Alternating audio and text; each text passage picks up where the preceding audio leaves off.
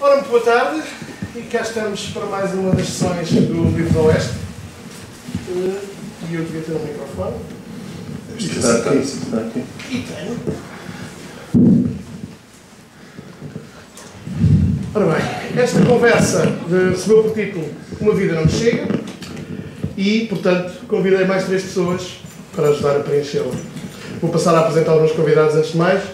Nuno Judice nasceu na Mexilheira Grande, no Algarve. Poeta, ensaísta e académico, licenciou-se em Filologia Românica e doutorou-se em Literatura Românica Comparada na Universidade de Nova Lisboa, onde é professor associado. Exerce atividade regular como crítico e ensaísta, quer no âmbito das atividades universitárias, quer em jornais como o Expresso e o JL, Jornal de Letras, Artes e Ideias.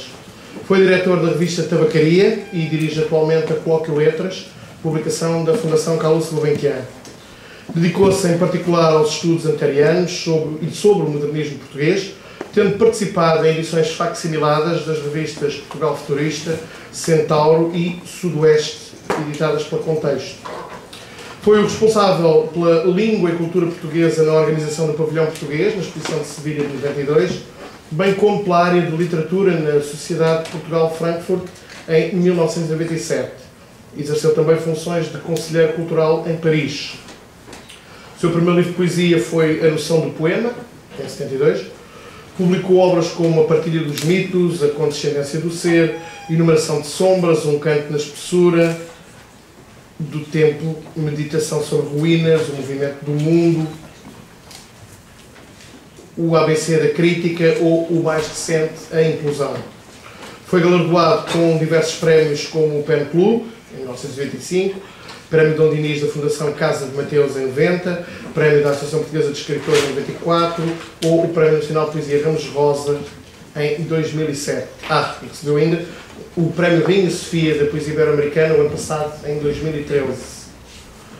O Luizinho nasceu em Lisboa, em 61, é escritor e professor no Departamento de Estudos Portugueses da Universidade de Nova Lisboa, onde leciona a cadeira de Literatura Portuguesa.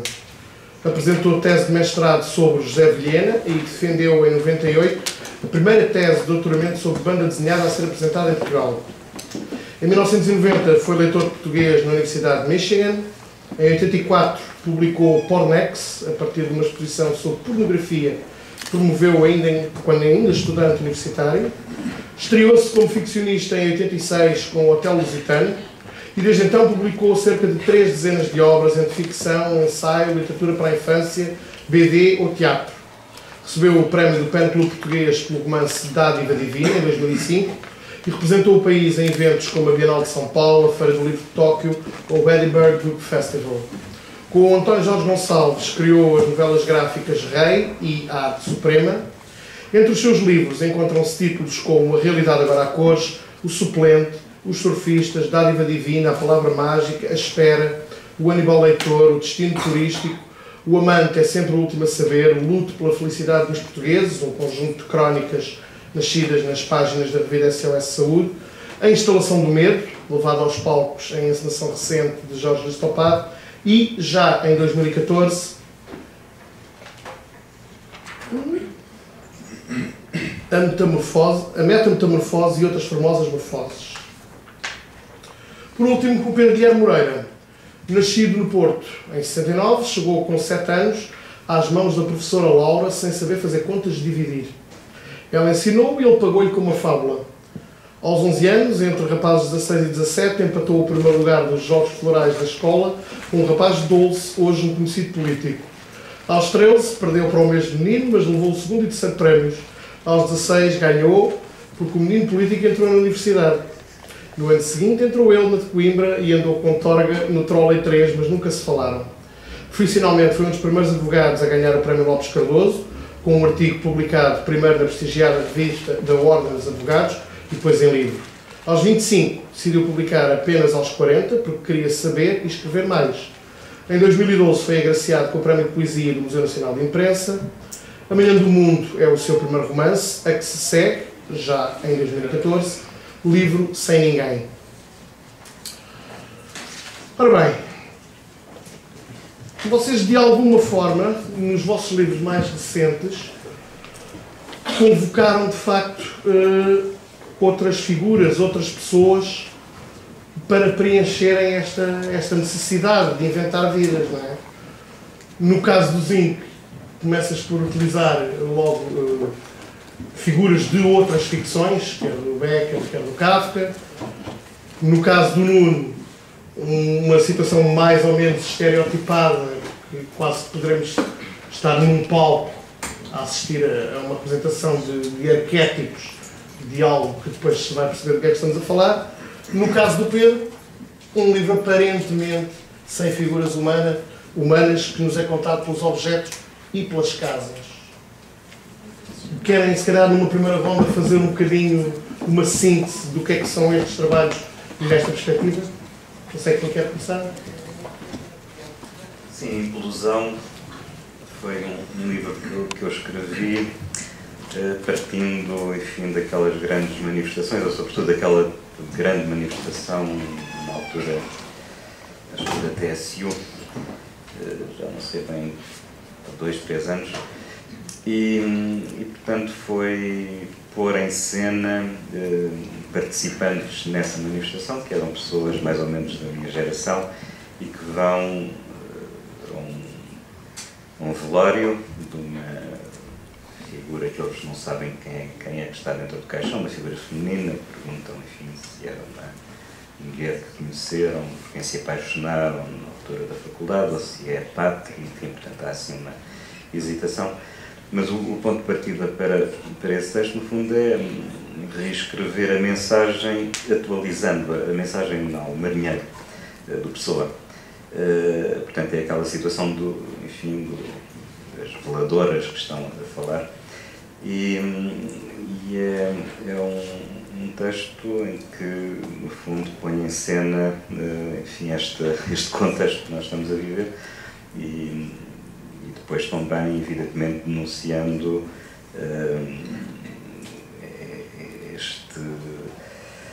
esta traição àquilo que foi um sonho de uma Europa unida, federada, enfim, nunca acreditei muito que isso pudesse vir a acontecer, mas de qualquer maneira era uma coisa que ia fazendo viver a aproximação entre os povos da Europa. E claro que a implosão, portanto, é uma dupla implosão, é a do país, não é? Daquilo que se estava a passar na economia, e depois sobretudo o que estava a acontecer na Europa, esquecendo o passado nazi, das ditaduras, enfim, portanto, todo esse contexto. E, enfim, estas eleições mostraram um bocado que tudo isso, afinal, está bastante presente. Pronto, porque ao longo do livro nós vamos tendo, de facto, essa consciência de modo crescente. A dada altura, lê-se, eu falava da Europa como se ainda fizesse parte de um ápice, mas o que lá devia estar era uma única cor. Tudo devia ser igual. Embora se fosse a mesma cor, ninguém adivinharia a diversidade de mundos que estava dentro daquela mancha castanha rodeada de mar, com todos os países, as línguas, as culturas que tinham feito a riqueza daquele continente.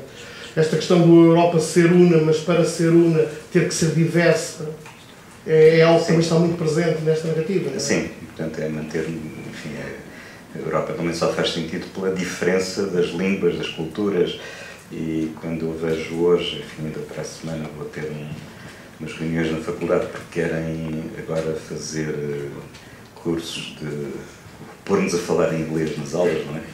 É uma coisa que eu recusarei absolutamente, mas é de facto essa perda completa, no fundo, do que é a identidade e do que é o respeito que nós devemos ter pela nossa cultura e pela nossa língua.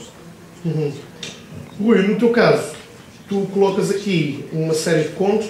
Tu disseste numa das entrevistas que deste sobre o livro que este livro, no fundo, é um conjunto de monólogos, embora alguns estejam disfarçados de diálogos, outros até de peças de teatro, mas que, no fundo, entendes isto como um conjunto de monólogos.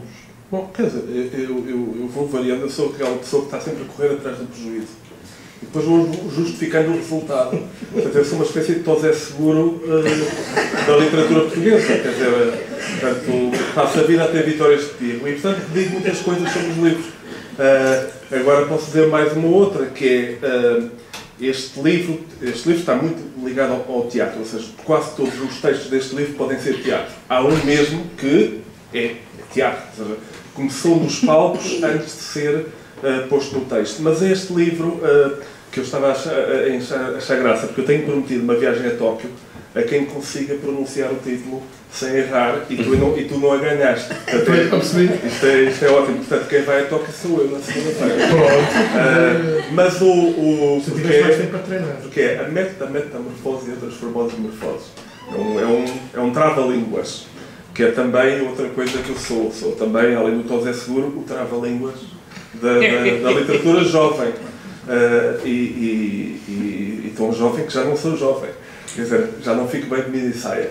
Mas este livro, podemos dizer que é o terceiro livro de uma trilogia que é feita com o mesmo editor, infelizmente não na mesma editora, porque o editor saiu em conflito, que é o Carlos da Veiga Ferreira, que era o editor lendário de Teorema, e depois teve um conflito com o grupo proprietário e saiu, e eu acabei por, de alguma forma, continuar a trabalhar com ele, só que não na Teorema, mas na Teodolito. Mas este é o terceiro de uma trilogia, eu poderia chamar a trilogia profética ou profana, ou o que quiseres, porque mas são três livros, um virado para o futuro, que é a ficção política, ou seja, não é ficção científica, é ficção política, que é um texto sobre a Europa, uma Europa em que Portugal está transformado num jardim zoológico, num parque temático da destruição. Já que estamos destruídos, não é preciso construir, e portanto basta usar o que há, mão de obra barata e as pessoas para encenar, para coreografar um país em guerra. Um bocadinho como quem vai à Disneylândia. Portanto, é uma Disneylândia dos pobres, para europeus, porque entretanto a Europa fartou-se de nós. E só na página 150 do livro é que as pessoas percebem que estamos a falar de Portugal, porque a ideia é que o leitor o tempo todo vá ao engano e pense, porque foi ele que decidiu pensar, que estamos num Iraque qualquer. Não. É tudo em Portugal. Eu tive um problema, uma colega minha disse: "Ai, Rui, eu gosto dos teus livros, mas este não vou conseguir ler porque há aquela cena da mulher ali com a criança em sangue, eu detesto aquilo, não consigo." E eu hesitei, vou informar o leitor de que é teatro, porque a criança e a mulher são apenas atores, ou não informo. Este é sempre o drama. Decidi não informar e perdi uma venda do livro. Por outro lado, não perdi, porque, como o Nuno sabe, os nossos colegas e amigos, sobretudo os escritores intelectuais, esperam sempre o livro de borla. Por isso, uma vez eu tive uma luta titânica com o Jorge Lacão, que foi à faculdade e havia uma feira de livros, e a doutora Alca disse: "Olha, está aqui um livro do professor Zinc." E ele ficou assim, olhou para mim. Assisti à cena. Assisti à cena e foi genial. E aquilo foi um confronto de vontade. Estávamos ali um homem com uma mancha na cara e um homem com um buraco na cabeça, e estávamos ali os dois, titanicamente. Era uma luta a ver quem é que mochava, quem é que era o macho alfa. E pronto, a certa altura achou a pessoa que ganhou mais dinheiro, quando percebeu terrivelmente que eu não ia oferecer um livro. Porque gosto de oferecer um livro a quem não tem dinheiro. Ou seja, hoje aconteceu uma coisa triste, que eu ofereci um livro com muito gosto a um amigo de quem nos despedimos, que é o funcionário, quer dizer, o António Pacheco, que era uma ótima pessoa e que fartou-se. Mas, então, o destino turístico de 2008 é sobre uma Europa em que Portugal começa a ser Portugal transformado num país temático. A Instalação do Medo, de 2012, é um livro mais virado para o presente, é um livro de reação imediata ao presente. Neste sentido, são livros primos, a Implosão e a Instalação do Medo, porque são livros de duas pessoas diferentes, embora colegas de faculdade, e que se estimam, e são duas pessoas que estão, cada uma com a sua sensibilidade, a reagir ao horror. E às vezes reage-se ao horror. Eu não vim no Correio da Manhã por isso, que é: se alguém me empurra, eu detesto bufiões, se alguém me empurra, o braço sai mais depressa do que o pensamento. O problema depois é que, como já não sou jovem, fico durante 3 semanas com um problema no ombro. Mas isso agora não interessa nada. Este livro, então, é cor-de-rosa. Até as capas espero que sejam juntas. O primeiro devia ser verde, se for reeditado na Teodolito será verde. A Instalação do Medo é cinzenta. 2 homens que chegam à casa de uma mulher e dizem: "Minha senhora, vimos para instalar o medo", e vai ver, É uma categoria. E pronto, a partir daí vem o resto. E este é um conjunto de vários contos em que o primeiro é uma espécie de post-scriptum ao livro anterior.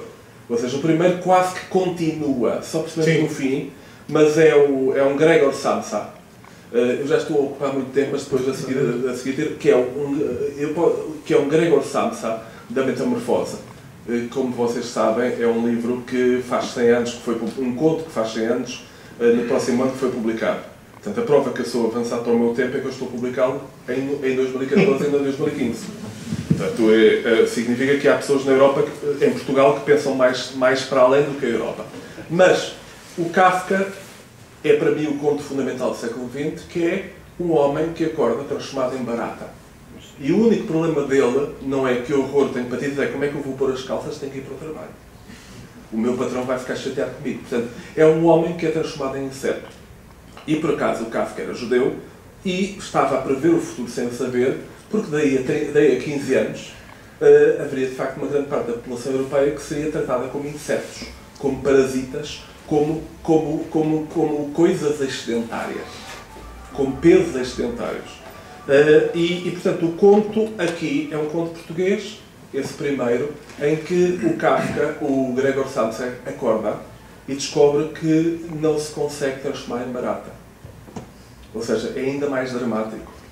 E a explicação é que é uma personagem portuguesa, portanto, associa a pouca autoestima a uma incapacidade de metamorfose. Muito bem. Pedro, no teu caso, decidiste contar-nos uma história sem pessoas. Ou seja, que é contada pelos objetos, que é contada pelas casas. Fala-nos um pouco sobre isso. Eu não tinha mesmo capítulo. Eu tinha-te avisado que só sabes fazer perguntas difíceis. E eu depois não sei o que é que ia dizer. Por isso é que eu tinha escrito um texto, mas tu começaste e eu até ia dizer, eu não escrevi nada, vou falar de improviso, não escrevi nada, sou contra escrever textos. Mas o livro, o segundo livro, Sem Ninguém, é uma experiência em que eu gosto de ter sempre o leitor dentro dos livros. E portanto, queria que fosse uma experiência de apreensão fácil, mas em que eu vou contando o rasto. Os objetos não falam, as casas não falam. A única coisa que é completamente descritivo, obviamente não há pessoas, e eu vou contando o rasto das pessoas no mundo, que é no fundo o que nós fazemos quando saímos à rua e vemos se está ou não o carro do vizinho, o que é que está pendurado no estendal, às vezes involuntariamente, como é que está a árvore, como é que não está, como é que está a magnólia onde passamos todos os dias, já está florida, já não está.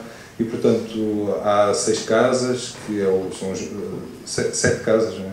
Que são os restos de uma instalação de umas torres. 7 casas e 2 torres. 2 torres, faço a transição entre o livro anterior e esse. Exatamente. O resto isto porque o livro anterior do Pedro chama-se A Manhã do Mundo e passa-se na manhã do 11 de setembro. Passa-se dentro das torres e é curioso que eu, como autor, ando atento a ver quando é que há outro que entra nas torres, dentro das torres. Mas é engraçado como a América se recusa a entrar, e mesmo a nível de literatura universal ainda não vi ninguém que entrasse. Há literatura de contexto, mas não há ninguém que entre. E uma coisa que achei logo curiosa é que tu, neste livro da Manhã do Mundo, tu colocavas uma série de hipóteses de e se, como se costuma dizer, sim. E se tivesse acontecido assim, com esta, com aquela, com outra pessoa. Aqui, ao criares uma narrativa sem pessoas, acho que ainda amplias mais o e se. Sim, quer dizer, o leitor escreve o livro e eu tenho, já tenho uns meses de... Tu que nos ofereces o cenário. Exatamente, eu ofereço o cenário e o leitor escreve o livro. As pessoas convidam, inclusive, as pessoas a entrarem, a irem morar para a rua, porque há casas que, como em todas as ruas, vão ficando devolutas e, portanto, as pessoas podem ocupar, que levem os seus objetos e vão projetando como é que é morar. Não queria que fosse uma coisa chata. Portanto, eu vou viajando entre as casas, entre a horta, o jardim, vou descrevendo ao longo de um ano, cada capítulo a um mês, isto não é novidade nenhuma. O que talvez seja mais inovador é este olhar para o nosso rasto. Foi uma coisa que me emocionou na altura que eu estava a escrever, mais por não a escrever, porque escrever é um ofício às vezes quase sempre complicado, mas como eu mudei ligeiramente. Comecei a olhar para coisas que não costumo olhar, fazia perguntas à minha mulher, que flor é aquela, como é que aquilo é, como é que aquilo funciona, que cores é que tem, etc. E depois acabou o livro e voltei ao que era, um homem como outro qualquer. Perdi essa atenção e provavelmente o livro acaba por fazer o efeito que eu quero, que é as pessoas, enquanto o estão a ler, provavelmente, ou até recuperando, vão tendo mais atenção àquilo que está à volta. Eu, à medida que ia encontrando os objetos, tu deixaste na narrativa e falas de óculos, de sapatos, etc. E lembrei-me várias vezes de um microconto do Hemingway muito famoso, que é o Vende Sapatos de Bebê Nunca Usados. Sim, sim. E aqui parece que não fez-me lembrar muito isso. Sim, exatamente. Essa lógica. Há, ao longo da história da literatura, eu tive o cuidado, inclusive, de sempre fazer perguntas, e houve um interesse particular a nível universitário por esse objeto, porque os professores queriam perceber como é que eu tinha feito, como é que tinha construído. Encontrei alguns contos em que há protagonistas a objetos, em que há uma mudança de direção do olhar, mas eu nem sequer isso fiz, eu não dei grande destaque a nada. Eu faço a descrição e deixo que as pessoas vão construindo a narrativa. E é uma narrativa diferente em cada leitor que lê. Como te estou a dizer, como já tenho uns meses, eu já tenho algum feedback de leitores e que vão construindo narrativas diferentes. Falando um bocadinho desta parte mais oficinal, o Nuno tem uma atividade importante na área da crítica, eu gosto especialmente deste livro, o ABC da Crítica, e apesar deste ser um livro, como vocês já referiram, tal como o do Rui, que tem a ver com o tempo e com uma situação social, económica, etc., muito concreta, não deixa, obviamente, de aflorar também outros enfoques, outras portas de entrada, se podemos assim chamar. E eu, a dada altura, deparei-me com uma passagem que se diz: dizes que nunca pensaste publicá-la, mas isso veio de não te conseguires separar do que escrevias, que é o pior que pode acontecer a quem escreve. E ela começou a ver o que tu eras, um escritor falhado, como houve muitos nesse tempo, que diziam que escreviam coisas supremas, mas que não as conseguiam publicar porque a censura não deixava. Isto é, o crítico Nuno Jô disse também a meter aqui a sua colherada na trama. Sim, era, portanto, as conversas que havia na altura também, tentar um bocado reviver essas conversas que tinha, enfim, com amigos, escritores de café, logo a seguir ao 25 de Abril, com todo aquele grupo que vinham do neorrealismo, José Gomes Ferreira, o Carlos de Oliveira e o Augusto Abeleira, que era, enfim, mais cético e mais irónico, e sempre que se falava, enfim, daqueles que eram os grandes, enfim, que diziam que eram muito grandes, mas que não podiam ser conhecidos porque aquilo que eles escreviam não passava na censura. E depois, evidentemente, depois de 25 de Abril descobriu-se que não havia nada nas gavetas. Não é? E eu acho que enfim, sempre achei aquela ideia que às vezes aparece aí muito para mitificar, enfim, certos personagens que se recusam a publicar, ou então quando publicam, enfim, publicam 50 exemplares. Portanto, é aquela história de voltar ao tempo do simbolismo, mas aí, portanto, isso fazia um sentido. Isto para dizer, portanto, que há um desprezo completo pelo leitor e pela comunicação, pela transmissão daquilo que se escreve. Eu acho que, enfim, a função do escritor é publicar e dar a conhecer aquilo que vai escrevendo, e mesmo que, evidentemente, às vezes há sempre desequilíbrios nos livros maiores, livros, enfim, menores. Mas isto não tem a ver também um pouco com a necessidade ou não de mostrar aquilo que se escreve a outros e atestar aquilo que se escreve perante os juízes dos outros, só então estando aprovado, entre aspas? Pois, um pouco nesse sentido, daí a pergunta. Sim, quer dizer, a minha experiência, quando eu escrevo um livro, quando organizo um livro, nunca tenho bem a percepção do que o livro é sem ver o livro impresso, e só quando leio aquele objeto impresso, por ler um A4, uma impressão, enfim, doméstica, digamos, nunca consigo ter, digamos, essa percepção. E por isso eu acho que sem o objeto, não é? O escritor não existe, o próprio livro não existe. Portanto, é uma coisa que eu acho que é uma certa, não sei se é pudor, se é orgulho, enfim, de muita gente que diz que não quer publicar ou que não gosta de publicar porque para mostrar uma superioridade, não é? Portanto, sou mais do que vocês que publicam muito ou que estão em contacto com os leitores, não é? Portanto, é uma atitude que a mim não me diz nada. Também não deixa de ser curioso um outro aspecto neste livro da inclusão. Há bocado referiu o papel do caixão, portanto, simbolicamente da morte, não é? Seja ela entendida como for, no centro da trama. E eu fui-me deparar com uma crónica sua que se chama precisamente Agonias Literárias, e em que dizia: a Luísa Duessa, porém, morre em estado de inconsciência. Nisso diverge da Emma Bovary de Flaubert, consciente quase até ao fim. Compassivo ou amável, o escritor português afasta-se do modelo realista deste ponto. Só que a pequena diferença inverte totalmente o efeito da situação. O personagem passa a mero adereço, sendo a atenção do leitor transferida para as atitudes dos que a rodeiam. A diversão não favorece a emoção. Morrer-se-á pior em francês do que em português? Talvez, mas ao menos morre-se mais literariamente. É curioso dizer que isto é uma crónica de 1985. Portanto, uma assunto já me interessava.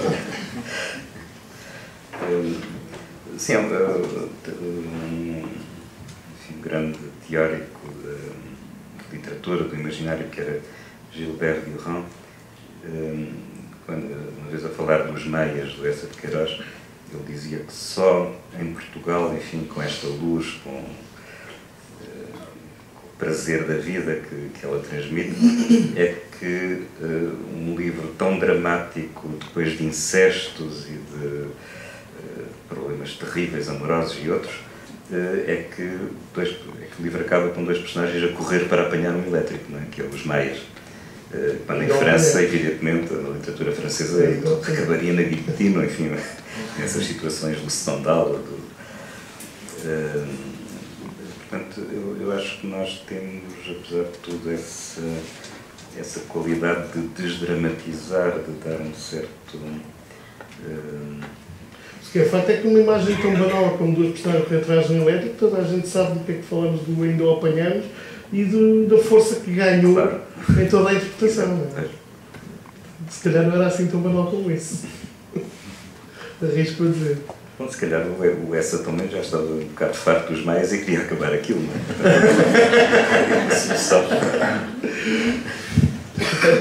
Mas é mais do que um elétrico, é um americano. É um americano. É uma categoria. Rui, tu neste conjunto de textos há um assaz curioso em que tu utilizaste o que tu chamas um tradutor estúpido. São aquelas versões de tradução do Google que pode de facto sair uma coisa deslumbrante, no mínimo. Eu agora vou tentar ser breve, até porque eu pensava que a conversa sobre o livro se esgotava ali, por isso é que eu estava a despejar tudo. Pelos vistos, os livros continuam.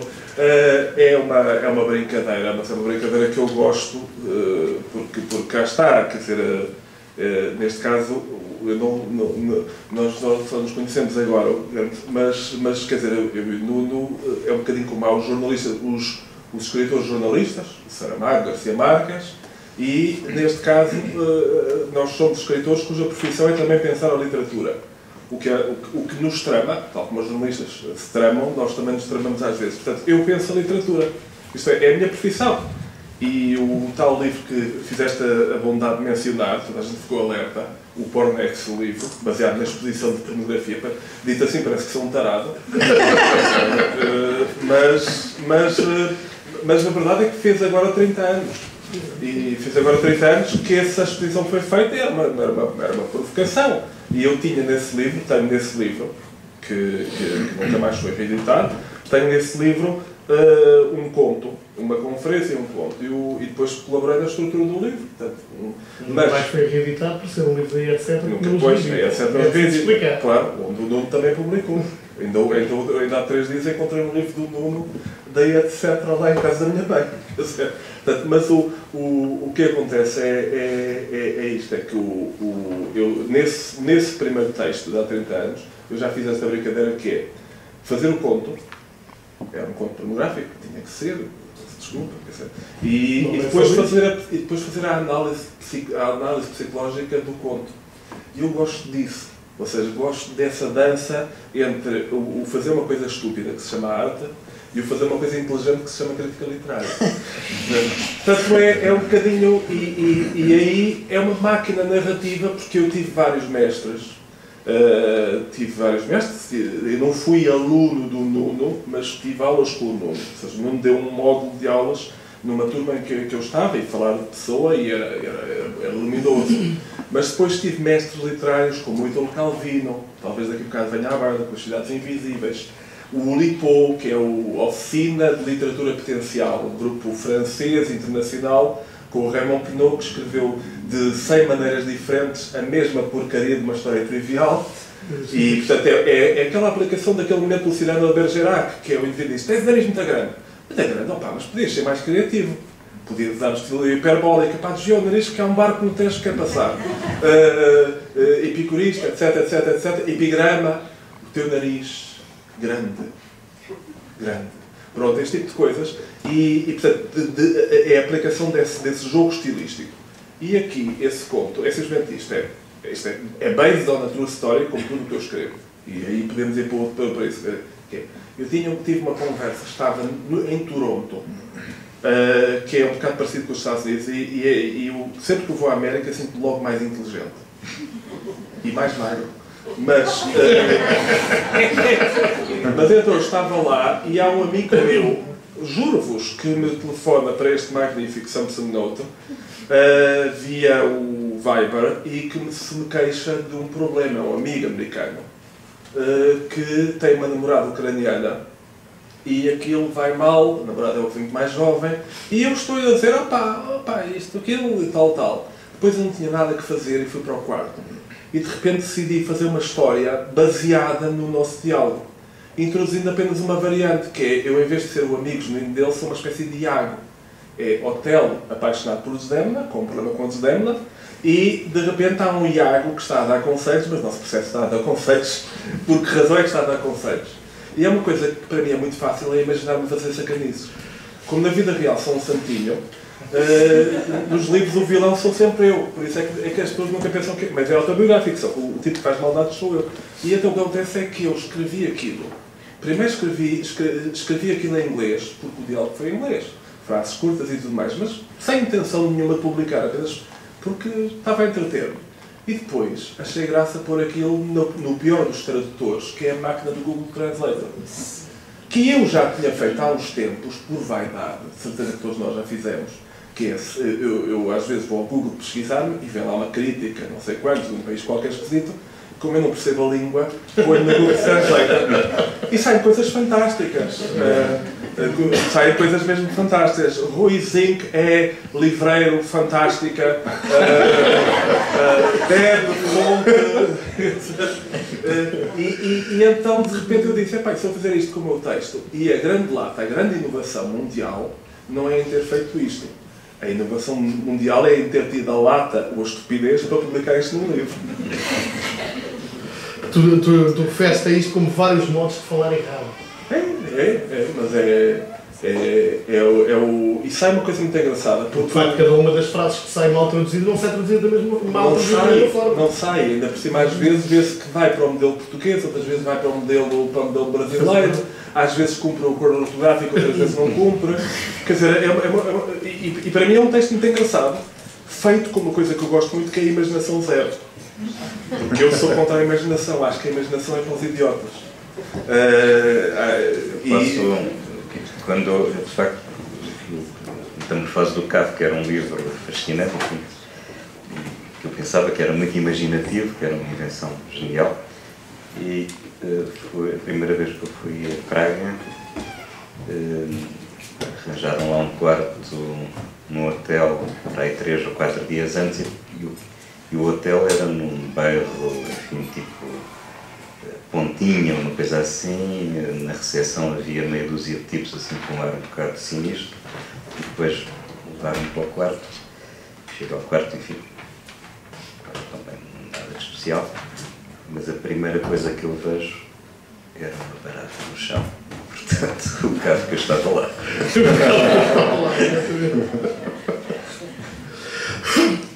Aliás, não deixa de ser curioso quando tu disseste há bocado que tudo na tua vida é de facto baseado em factos reais. A minha vida é baseada em factos reais, é o mesmo. Nós já tínhamos descoberto isso. Queres ver?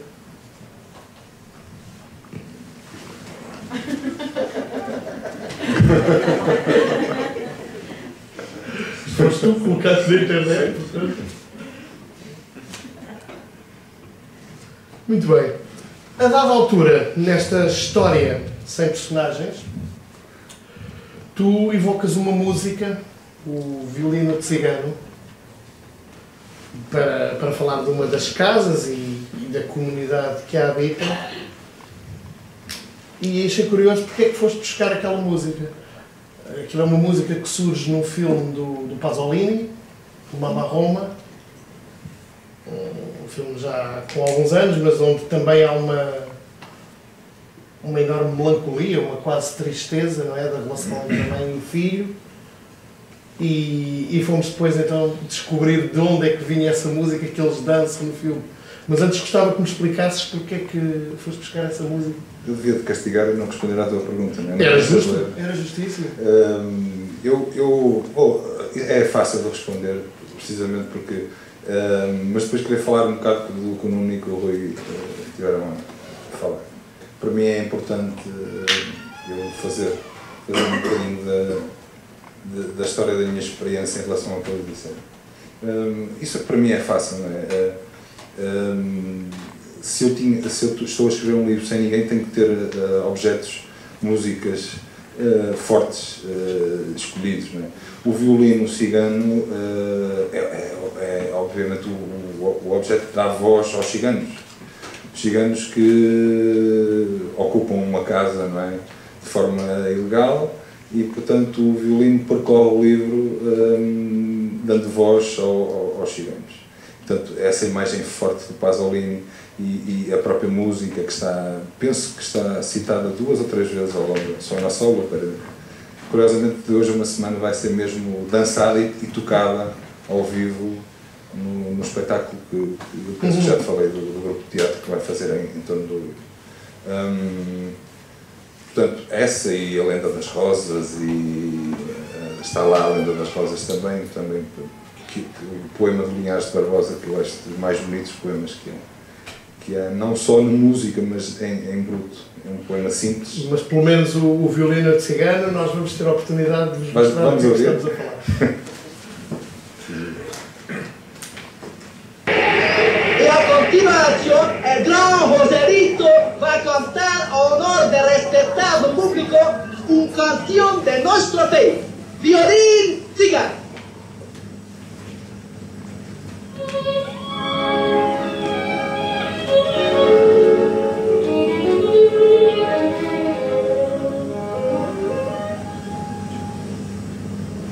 Cigano ballaria triste e appassionato e fai piangere il tuo violino tra le dita, suona ancora come una dolce serenata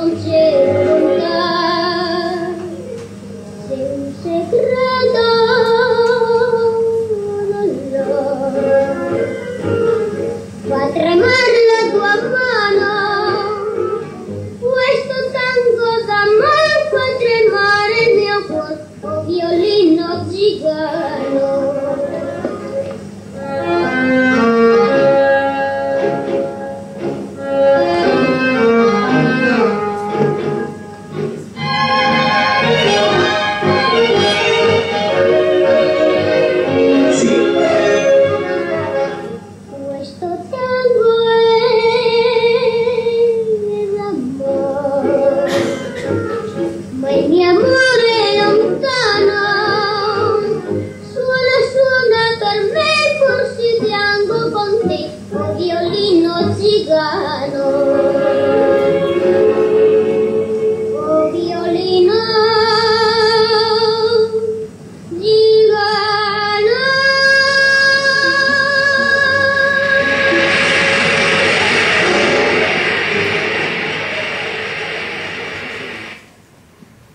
Estava a dizer que querias convidar. Sim, não, em relação a isto, a intensidade deste instrumental, das versões instrumentais, houve dezenas. Não, estavas a dizer que querias comentar o que eles tinham dito? Sim, sim, também comento, mas já agora para agradecer.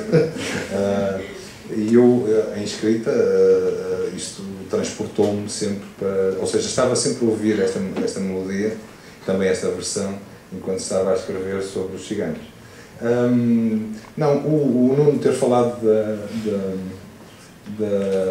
da questão dos recursos que recusam a publicar, e curiosamente tivemos uma conversa lá fora muito nessa linha, porque eu fui um miúdo que desde cedo me apaixonei por isto. E então sentia-me doente, até porque me tratavam quase como um doente. Hoje em dia assumo essa doença da literatura de uma forma orgulhosa, não é? E sempre escrevi versos, que é para não chamar poesia. Eu sempre escrevi versos. Aos 20 e tal anos, eu lembro que aos 12 anos ouvi um escritor que eu nunca fixei, nunca mais me lembro, não me recordo quem era, dizer convictamente que nunca se devia publicar nada antes dos 40 anos. E eu fiquei com um miúdo de 12 anos, fiquei com aquela opção na cabeça. De qualquer maneira, para o contrariar, aos 25 lá experimentei a prosa, os poemas. Eu pensava que era uma grande coisa, hoje em dia olho para trás e principalmente vejo miúdos com valor já a escrever aos 18, 19 e 20 e vejo que era uma porcaria, não é? Mas testei a prosa e aquilo não tinha ponta para onde se pegasse. Não conseguia, quer dizer, lia os meus escritores, lia o Kafka, lia um pouco de tudo, ia experimentá-los, ia vê-los e não percebia como é que não conseguia ir para ali. E curiosamente, continuei, abandonei, exerci a advocacia apaixonadamente e aí quase que deixei de ler e escrever e regressei um bocadinho apoiado pelas modas, não é? O Antunes, o Saramago, o Pessoa. Porque o Pessoa só regressa em força, começa no Brasil, ainda agora esteve lá, e falamos na correspondência entre o Rodrigues Miguel e o Saramago, recentemente publicada, não há uma única referência ao Fernando Pessoa. Vai até 76, 77. O meu pai quase me punha fora de casa uma vez quando eu lhe disse que ninguém conhecia o Fernando Pessoa nos anos 70. Ninguém sabia quem ele era. E então, agora perdi-me um bocadinho, portanto, o que estava a dizer. A poesia e a prosa. Pronto, eu experimentei a prosa e achava aquilo terrível, quer dizer, era uma coisa descritiva, explicativa, não conseguia perceber. E abandonei a advocacia. E regressei, precisamente influenciado, eu costumo dizer que achava piada a forma como o Antunes desbravava, olhava para as páginas e achava piada a forma como ele arrumava. O Saramago, mais o parágrafo, eu costumo dizer que o Globo Antunes foi a página, o Saramago salva um parágrafo e o Pessoa o sentido. E um bocado apoiado neles os três, experimentei outra vez. Quando experimentei, achei que já saía mais qualquer coisa, mas na prosa, porque a questão da poesia, eu só escrevi poesia até aos 37 anos, precisamente porque aos 25 é engraçado o que tu estás a dizer em relação às ideias, às idades e ao publicar antes de certa idade. Há coisa de 7 anos, uma entrevista que eu fiz ao Rui, ele dizia-me: nunca houve tantos escritores inexperientes a dominarem o mercado. Quando eu e a malta da minha geração começámos a escrever, éramos intrusos num mercado que era dominado por gente com mais de 50 anos. Hoje em dia, um tipo com mais de 50 anos e 10 livros escritos é um intruso no mercado dominado pela jovem prostituta de 17 anos que tem a sua vida confrontada. Isto existia há 20 anos, mas era um produto raro e não dominava o mercado nem a agenda dos editores. Contar a vidinha é medíocre, é mesquinho e geralmente dá um mau livro. A pessoa tem de ter alguma experiência, porque se não houver vida, não há fogo. Isso que vais dizer é extremamente inteligente. Eu digo que eu conheço. Podes citar? Podes dizer, eu acho que não deixa. Deixa-me só dizer que, em relação ao prémio Saramago, eu já o disse na altura, e disse a quem de direito, à própria Pilar. Eu não concordo absolutamente em prémios literários divididos em idades. Não concordo. Eu não concordo. Eu acho que ninguém quer saber a minha opinião, não é? Mas acho que não faz sentido. Vamos dar oportunidade a quem está fora. Não é assim que as coisas se processam. Não é assim que as coisas se processam. Agora, também não faço questão, porque tenho conhecido gente com muito valor, muito nova. Falávamos das escolas e absolutamente aquilo que eu mais venero. Eu digo só para os miúdos que, hierarquicamente, sinto-me sempre muito cá em baixo e vocês sempre lá em cima. Não me consigo sentir de outra forma. E tento subir. Mas eu não concordo com essa divisão pelas idades. Mas não é por eu só ter decidido aos 37, 38 anos que provavelmente pode ser que esteja na altura. E só aos 42 é que publiquei o primeiro livro em prosa. Porque a poesia, mais uma vez, digo com não falsa humildade, a poesia ou o verso, não falsa humildade, não consigo, sozinho, perceber se aquilo vale alguma coisa. E como preciso de um editor, e o editor de poesia deve ser uma coisa complicada, que eu não sei, que eu nunca tive nenhum, e ele não me vem procurar, eu também não vou procurar ele. Portanto, não acontece. Mas não estou com pressa.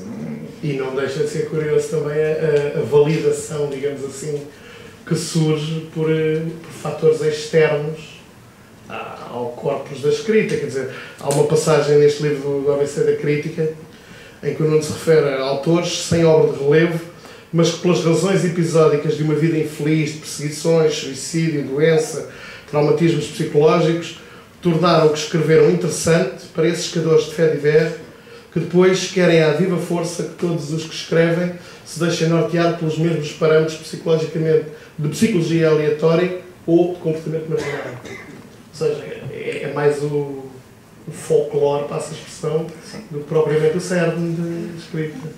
Sim, que enfim, toda essa mitologia dos marginais, claro que vem do romantismo, não é?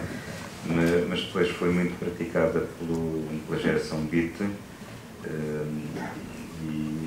e hoje é uma moda que passou, portanto, estar no fundo a valorizar um escritor pela biografia, acho que é completamente errado. É o livro que conta e é a partir daí que a apreciação e a relação com o que nós lemos deve ser feita. O que não quer dizer, evidentemente, que, enfim, essa crítica, eu gosto de ler biografia, portanto, enfim, diários, toda essa literatura é interessante, mas como curiosidade um bocado voyeurística, não propriamente como motivo para dizer que isto é bom, porque ele, coitado, sofreu muito para escrever, porque também, obviamente, quando nós olhamos hoje para o que é a literatura, vemos, enfim, todo o tipo de situações, não é? Escritores que nunca tiveram qualquer problema, enfim, e a literatura em geral, sobretudo a partir do momento em que a edição se tornou uma indústria, e no caso do romance isso é óbvio, não é? Portanto, o escritor vive muito bem daquilo que escreve e não passa propriamente por grandes problemas. Essa questão da boa literatura, da má literatura, etc. Há uma passagem deste livro do Rui, o Aníbal Leitor, em que ele aborda a questão de uma maneira, com uma imagem muito acessível. Não há grande mal em muitos livros serem só para entreter. Os piores são aqueles que não passam de hambúrgueres. Parecem saborosos e são fáceis de consumir, mas é porque já vêm pré-mastigados. Lê-los dá-te o mesmo que ver uma série na televisão. Distraem, mas evaporam-se num ápice da memória. E quanto mais comes, mais ficas com uma sensação de vazio. Eu, por acaso, gosto de hambúrgueres. Eu sei, todos os miúdos gostam. Não sou um miúdo. O problema é que, não depois a pau, ficas destreinado de usar os dentes. E quando te aparece bife suculento, a sério, parece-te duro. É um pouco isso, não? Sim. Gostei disso. Olha, isso faz-me lembrar aquilo que é que não me deixaste falar. Uma cena do Rui nas correntes, era eu, lá está, era eu o leitor que celebrava os meus ídolos e cultivava, e tive que fazer isso outra vez, porque quando comecei a conhecer meia dúzia de pessoas, a primeira vez que lá fui, não gostei, porque apareci no meio do pessoal e não gostei, não desfrutei. No ano seguinte escondi-me outra vez lá para cima, e foi quando o Rui foi lá e contou a história do... Eu ia dizer, o Rui pode ter o protagonismo todo que quiser, por mim, hoje, porque é difícil aguentar uma frase ou duas sem sorrir. E só isso, eu lembro-me que nesse dia chorei de riso, e disse, eu se fosse para lá dizer, eu não me vou rir, tinha perdido, porque chorei de riso e disse, pá, obrigado, porque não estava à espera, e chorei de riso, que era, quando tu contaste aquela história da jornalista que queria fazer uma pergunta, tu estavas lá? Sim. Estavas um inquérito tipo e tu só querias responder não, ou sim. O Nuno também estava lá. Então foi esse ano. Então vocês partilharam a mesa. Ah está, eu estava escondidinho lá para cima. Já somos um casalinho há muitos anos. Eu estava a chorar, mas de riso. Ah está. Não, quer dizer, isto é muito engraçado porque ultimamente as pessoas tratam bem. Eu tenho a sensação de que fiz uma coisa qualquer, acho que devo ter explodido num sítio qualquer, e estou no paraíso, e vocês são as minhas 70 virgens, não é? Mas pronto. Não, mas é isso, porque lá está, e por isso é que eu te disse, eu ia te dizer, eu escrevi e depois disse, eu não digo mais nada, porque eu tenho medo de falar. E depois faço perguntas difíceis e... Já disseste isso. Diz-me uma coisa, tu quando escreveste este livro Amanhã do Mundo, já tinhas alguma ideia de escrever o livro Sem Ninguém? Não. Não, o livro Sem Ninguém, a ideia do livro Sem Ninguém surgiu a meio do que eu espero que seja o meu terceiro, que eu interrompi imediatamente para executar esse projeto, porque era urgente, senti-o como urgente, portanto não tinha. Eu pergunto isto porque acho muito curioso, neste livro, como eu já disse, os objetos são de facto quem nos vai narrando a história, mas em grande parte as casas, não é? As tais 7 casas.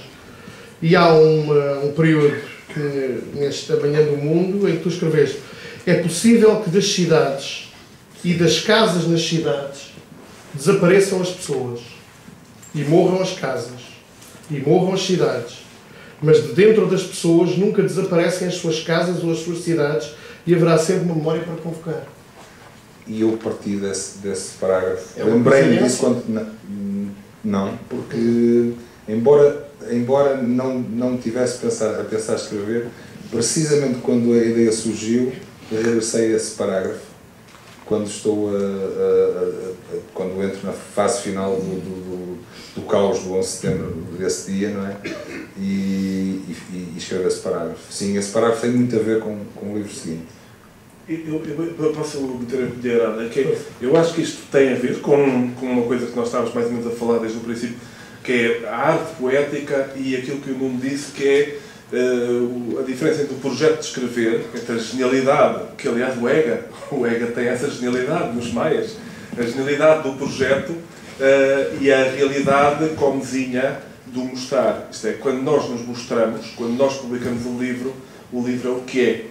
Isto é, e não é o que poderia ser. Portanto, e o livro que poderia ser é sempre melhor do que o livro que é, mas é um objeto. Ora, uma pessoa com a ideia da arte poética, ou seja, uma pessoa que tem uma visão sobre o que deve ser a literatura e ao mesmo tempo tem uma espécie de consegue criar uma narrativa sobre o como escrever, a verdade é que para mim, e suponho que para o Nuno, que daqui a mais tempo, e para ti, ou para todos nós, que é, pelo menos para mim é muito claro que é, eu não consigo falar dos projetos para o futuro, mas nem consigo falar do meu método, mas consigo falar do método específico para cada livro. Ou seja, posso falar do que fiz.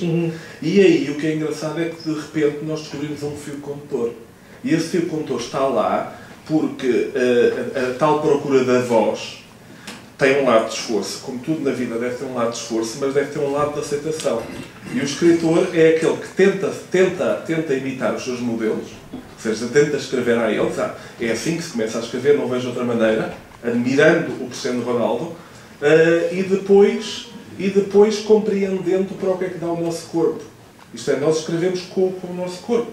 E a certa altura começamos a ver uma coerência, porque o nosso corpo vai respondendo. Há livros que são mais de resposta zangada, a inclusão. Há livros que são mais de resposta amena. Aliás, o Nuno realmente se zanga. Portanto, quer dizer, há livros que são mais de resposta ao interesse. Quer dizer, a certa altura, eu lembro dos poemas do Nuno sobre mulheres presas. A certa altura havia ali uma coisa, eram poemas que eram quase fotografias de mulheres presas. E eu disse, mas não, era o mesmo. Pois, e eu ficava, mas isto aqui, a que é que isto veio a propósito? E o que acontece é que de repente o fio condutor está lá porque é para o que a pessoa dá. Portanto, a tua questão, quer dizer, o livro no 11 de Setembro é uma resposta. E eu gosto muito dos escritores que respondem. Acho que é isso. Um livro é uma resposta. E tu respondeste ao 11 de Setembro, deu-te para aí, por alguma razão, deu-te para aí para responderes. E deu-te para responderes ao dentro fora. E de repente é natural, até certo ponto, agora prognósticos só depois do fim do jogo, mas é natural agora depois de... Era evidente de que, não estou depois, era evidente de que ia-se escrever um livro assim. E daqui a 5 anos há um livro que tu não imaginas neste momento escrever, e vou chegar eu depois e dizer, era evidente que este livro vinha aqui.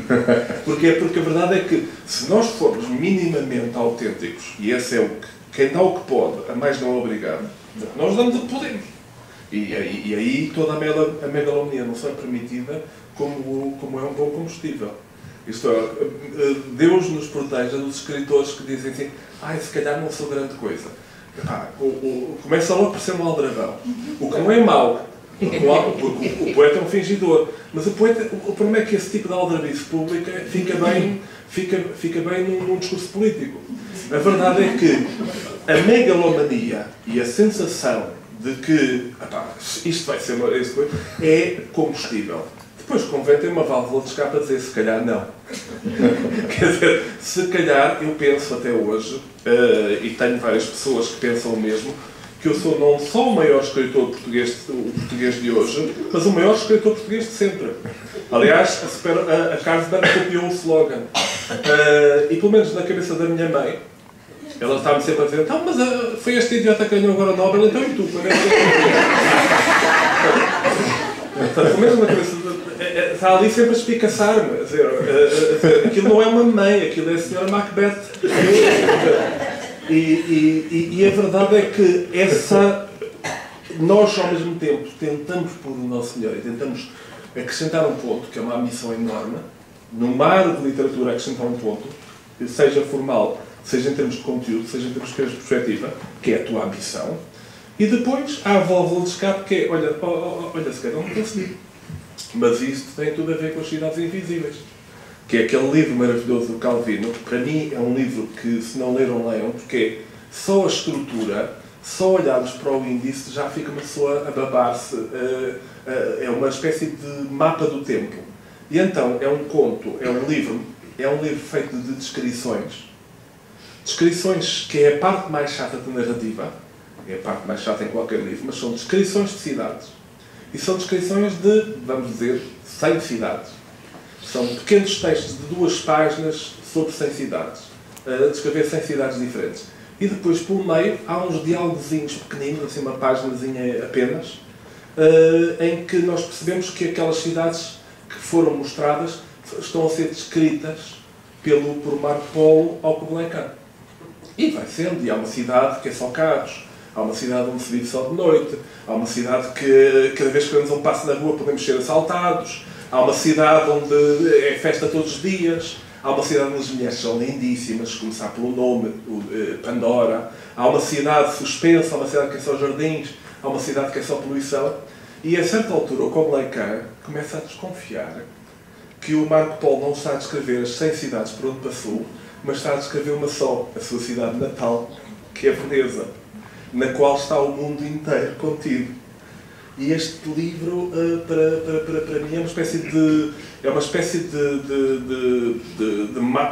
base, de urbo, que agora só consigo pensar em alemão, peço desculpa. Ainda estou traumatizado pelas eleições europeias, mas é uma espécie de livro fundamental, de bíblia, de matriz. É uma espécie de matriz de todos os livros que se fazem com este labirinto que é a cidade, a casa, etc., ao longo do século XX. Portanto, o teu livro é se calhar um capítulo ou um post-scriptum às Cidades Invisíveis. Um dia até podem vir numa caixinha juntos. Não, há uma questão. Quando se trabalha tanto em crítica literária e depois se vai aventurar, passa a expressão, na ficção, um ficcionista consegue desapegar-se de tudo aquilo que sabe que o crítico irá usar sobre si, ou nem por isso? Não, é claro que é impossível separar as coisas, não é? Portanto, mesmo na poemas ou na ficção, há sempre o lado de perguntar o que é isto e que é, para quem está habituado a desmontar, a analisar, sim, ao fazer. E sobretudo na ficção, muitos dos meus livros de ficção são uma espécie de cruzamento de memória, de teorização não muito, mas está sempre uma certa presença desse lado reflexivo e depois de histórias onde a literatura também está muito presente. Enfim, há personagens que são escritores, o Manuel Laranjeira, o Teixeira Gomes, entre outros, assim, tudo. Mas essa relação, no fundo, vem do momento em que eu comecei a escrever, que foram os anos 60, em que a teoria literária entrou na Faculdade de Letras, na altura que eu frequentava, com Língua e Sintra, Prado Coelho, portanto, esses grandes professores dessa altura, e Prado Coelho Jacinto, no filme do Eduardo. E depois, obviamente, com a crítica que se fazia na altura, que era muito influenciada pelos que começavam, enfim, Barthes, Foucault, portanto, toda essa gente de França que influenciou muito a cultura portuguesa dessa época. E nunca perdi, enfim, essa dimensão teórica na própria criação. Claro que nos últimos livros, ou nos últimos 10, 20 anos dos meus livros, esse lado mais reflexivo tem sido, enfim, posto um bocado de parte, porque já não acho muito necessário, não é? Portanto, foi uma coisa que durante muito tempo fez parte, enfim, da minha relação com o texto e com a escrita poética. Mas o ficcionista, enquanto está, passa por a ficcionar, tem essa preocupação nas opções que toma, nas decisões a nível narrativo, de como é que aquilo vai ser encarado, trabalhado pela crítica, visto sendo eu o próprio crítico, saber como se fazem as coisas. Pensar como é que aquilo vai ser recebido, não, isso nunca, portanto, nunca ponho isso em questão, quer dizer, portanto, eu escrevo para ser uma coisa que eu gosto de ler, não é? Porque, no fundo, porque é que nós escrevemos? Escrevemos porque não encontramos nos outros aquilo que os nossos livros nos dão, não é? E se não há, digamos, esse gosto e esse prazer quando eu acabo de escrever um poema, por exemplo, ou, enfim, mesmo outro tipo de texto, é porque aquilo não funciona, porque, portanto, para um lado, não é? Portanto, é só aqueles poemas em que, de repente, encontro qualquer coisa de novo, qualquer coisa que me fala, não é? Que mesmo que às vezes escrevo coisas, enfim, são um bocado de exercícios, mas depois descubro que de repente aquilo se tornou diferente. É um poema que eu publiquei agora numa revista que é Egoísta, a propósito de 25 de Abril. O tema era a Revolução e pediram-me para escrever um texto sobre esse tema e, enfim, escrevi sobre o 25 de Abril, já uma vez fiz isso, portanto, repetir-me não me interessava muito. E lendo poemas de há 20 anos, de repente encontro uma coisa que achei atualíssima e, enfim, quando publiquei não era tão atual como a atualidade de agora, se posso ler. Um poema chamado Revoluções. Andrónico, governador do Império, matou Aleixo II e a mãe, atou uma pedra ao pescoço dos corpos e deitou-os ao mar para se tornar imperador. Sucedeu-lhe Isaac, que nomeou governador o irmão Aleixo, que furou os olhos a Isaac e se tornou imperador. Este Aleixo III foi posto em fuga pelos cruzados, que puseram no trono Aleixo IV, filho de Isaac, que nomeou Aleixo Ducas e alcunha Murzúflo como governador. Aleixo Ducas então estrangulou Aleixo IV e Isaac, tornando-se Aleixo V. Posto em fuga por Balduíno, trouxeram-no de volta a Constantinopla, levaram-no ao cimo da mais alta coluna da cidade e daí o precipitaram, ficando em pedaços no chão. Quanto a Balduíno, ao cercar Andrinópla, foi apanhado por uma incursão de bárbaros. Ainda hoje não se sabe que destino teve o seu corpo. Portanto, é um bocado da nossa vida política. Não se sabe quem é o Balduíno, quem é o Aleixo. Até isso. Tu próprio escreveste aqui há uns anos que, entre outras coisas, o humor é uma força moral no triplo sentido da palavra. Traduz uma ética, dá ânimo, desmascar hipocrisias. Mais económico e lindo. Não há. E é verdade. Quero-vos agradecer a vossa presença. Não respondeu. Eu não respondi. E não deu Não.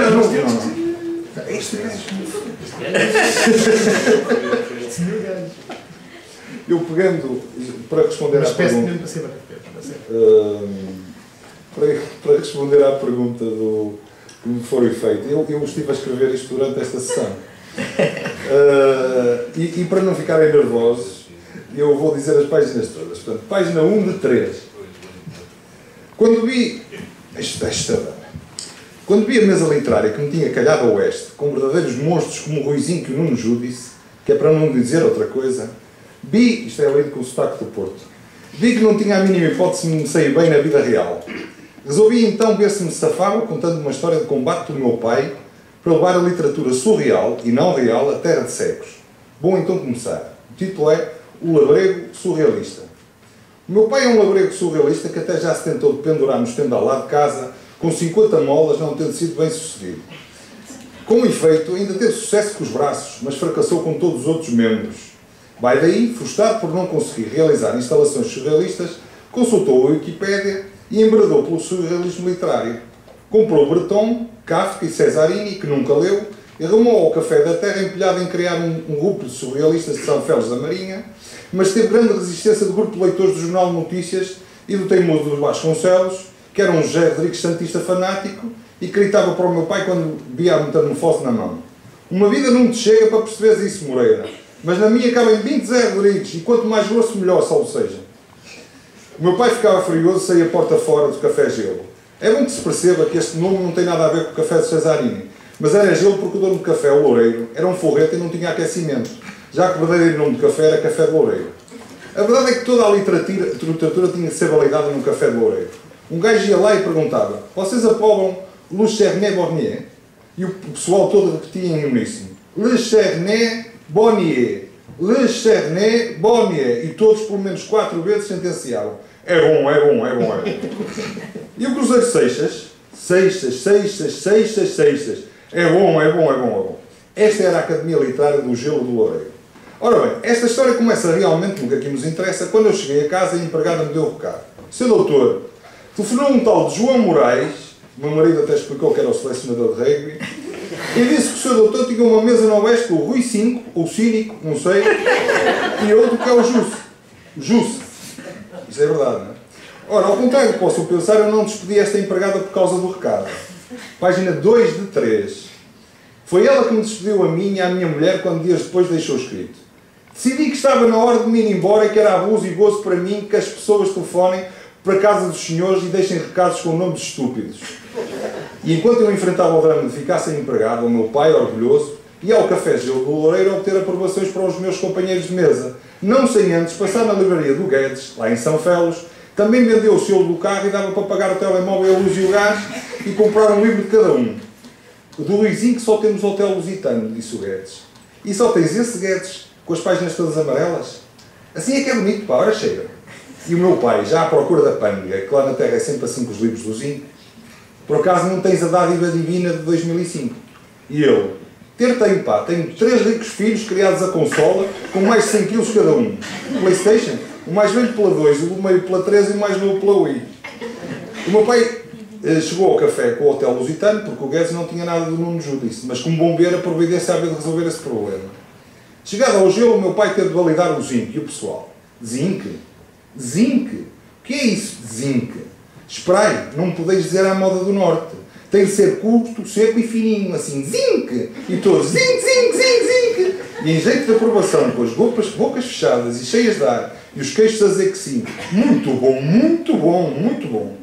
Perto estava o presidente do Conselho Fiscal do clube local, o São Félix Futebol Clube, cuja experiência surreal são os óculos degradê com defeito, porque ficam escuros depressa, mas demoram muito tempo a clarear.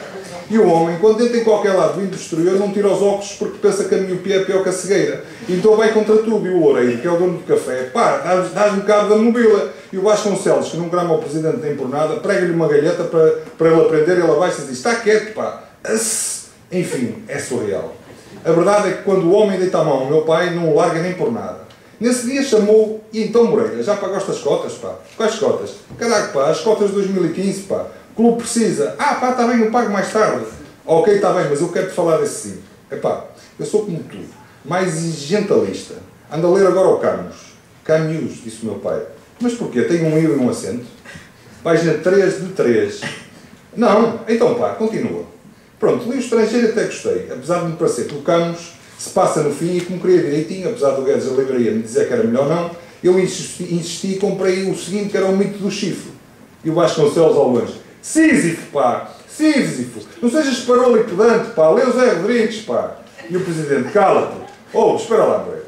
Eu até acho que o zinco é bom, mas não percebi nada do mito do chifre. Sísifo, parolo! E não consigo encaixar o zinco nos exigeantalistas. Também não encaixas nos surrealistas, isso, meu pai. Achas? Acho. Olha, enfim, não leias os livros do zinco, como a vida não te chega, pá, lê só os títulos. Se tu dizes, Moreira, isto sou eu a dizer, já sabes que eu sei que sei, mas o justo é bom, vai para mim. Ok, pá. Já pagaste as cotas, Moreira? E foi isto toda a tarde. O Vasconcelos ainda foi encher a cabeça ao do Conselho Fiscal, disse-lhe que aprendesse, que o Zinta era agnóstico e citou o Anjo Jonas e tudo, e disse a embriaguez da improficiência, pá. E o outro, eu sei, pá, um Deus separado do eu é um Deus carrasco, pá, mas o Zinto não é nada disso. O que é que tu queres, pá? Larga-me da mão. Entretanto, eu chego a casa e recebo uma nova empregada do meu pai, quer dizer, governanta, e esta era toda fina e exigia que a chamassem de governanta. Olá, senhor doutor. Olá, senhora governanta. Governanta, senhor doutor. Desculpe, governanta. E sem estoque algum disse. Soube que o seu paizinho não conseguiu arranjar o nome de Judice. O doutor permite-me? Confesso que fiquei com um bocado de medo, mas permiti. Ela alça de uma mão, aponta para o céu e começa. Página 4 de 3. Mas é mesmo a última. Agora desculpe lá. Desculpe. Começa ela. Um outro poema de amor. No fundo, as relações entre mim e ti cabem na palma da mão. Onde o teu corpo se esconde, e de onde, quando sopro por entre os dedos, foge como fumo um pequeno pássaro, um simples segredo que guardávamos para a noite. No Judice, nos movimentos do mundo. O movimento do mundo. Eia! Até eu fiquei abananado. Que bonito, senhora governanta, que bonito! E depois, com excesso de zelo, ajoelha-se e diz: eu sei outro, permite-me. Como eu até tinha achado aquilo espetacular, deixei. Já bocage não sou. Ah, esse não, senhora governanta. Esse não é do... Ah, peço imensa desculpa. Enervei-me. Posso, senhor doutor? Faça favor. Não sou nada. Nunca serei nada. Oh, senhora governanta. Agora já podia ir parando. Ela ajoelhou-se, desesperada.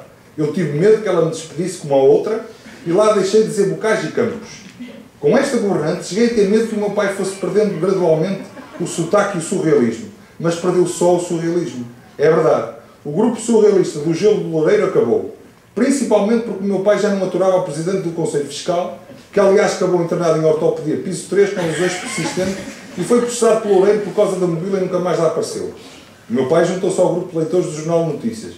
João Morales, o Ruizinho e o Nuno Júdice são reais e eu nunca deixarei de ser filho de um labrego surrealista.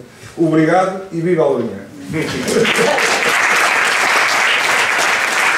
Desculpa, mas...